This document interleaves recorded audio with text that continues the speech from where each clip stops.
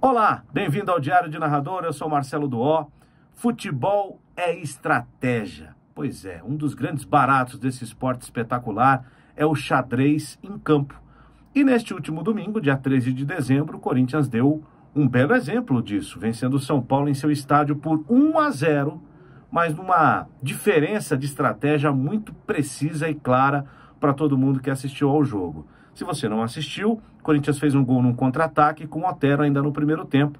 O São Paulo, com seu grande time, líder do Campeonato Brasileiro, não conseguiu vencer de novo o Corinthians na Neoquímica Arena. O São Paulo jamais conseguiu uma vitória no estádio novo do Timão. São Paulo e Corinthians, com dois times de qualidades muito diferentes. São Paulo, líder do campeonato, com futebol de líder do campeonato, batendo os grandes times do país, Flamengo, Palmeiras, empatou com o Atlético Mineiro por um erro de arbitragem. E o Corinthians, remando para não ficar perto da zona do rebaixamento, com time limitado, cheio de problemas em seu planejamento.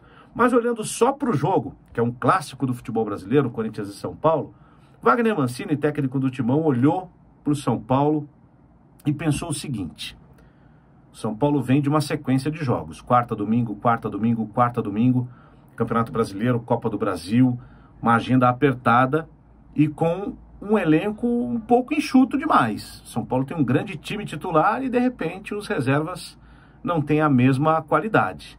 Então, o São Paulo precisa de intensidade para colocar o seu jogo em prática. O que eu tenho que fazer? O que eu tenho à mão?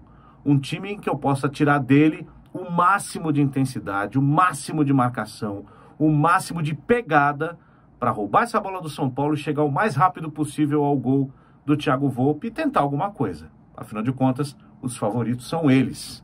Assim deve ter pensado o Wagner Mancini, que aproveitou um dos três aspectos fundamentais do jogo, um deles é a cabeça, para motivar alguns em específico para um jogo especial, para mobilizar alguns jogadores para um jogo especial. Entre eles, Léo Natel, jogador que veio do São Paulo para o Corinthians em litígio, com o São Paulo tentando segurá-lo e tudo mais. Ele não treinou como titular em nenhum dia da semana passada. O Matheus Davó, que é um garoto, esse foi o que ocupou esse espaço e todo mundo achava que ele seria o titular. Na hora da escalação, Léo Natel de centroavante, não era nem a posição dele.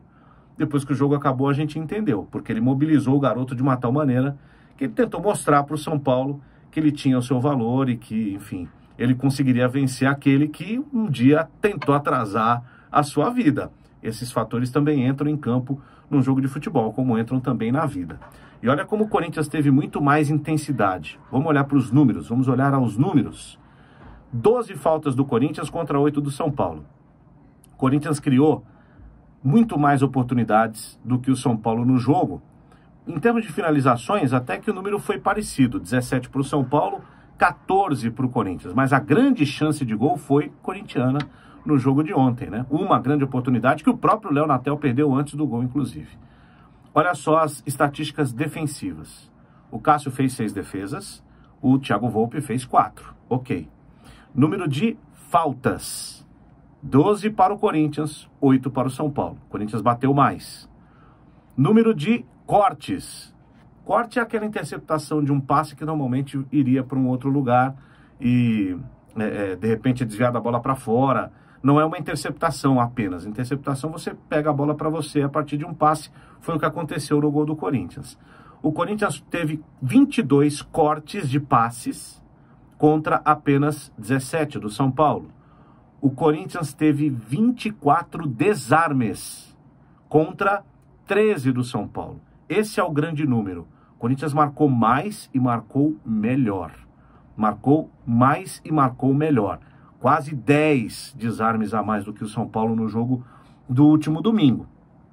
E não é que o Corinthians apenas pensou assim, não, eu vou ficar aqui atrás, perto da minha área, e eles que tentem jogar, não. O Corinthians marcou lá, porque a saída de bola do São Paulo é onde o time cresce, é onde o São Paulo constrói as suas vitórias, é por ali. Com essa saída que muita gente critica, com o goleiro tocando bola do lado e tudo mais.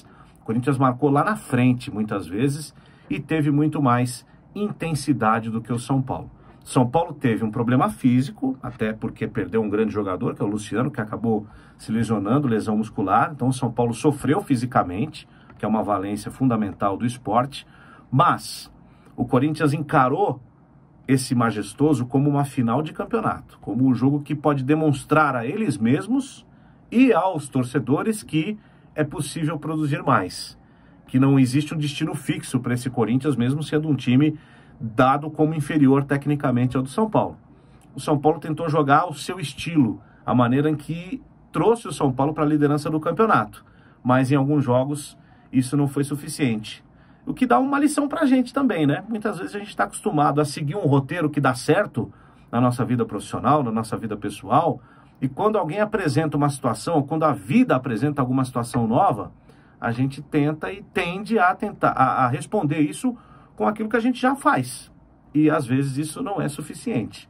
O Corinthians pegou uma situação nova e transformou o seu jeito de lidar com aquilo para ganhar do jeito que poderia. E fez.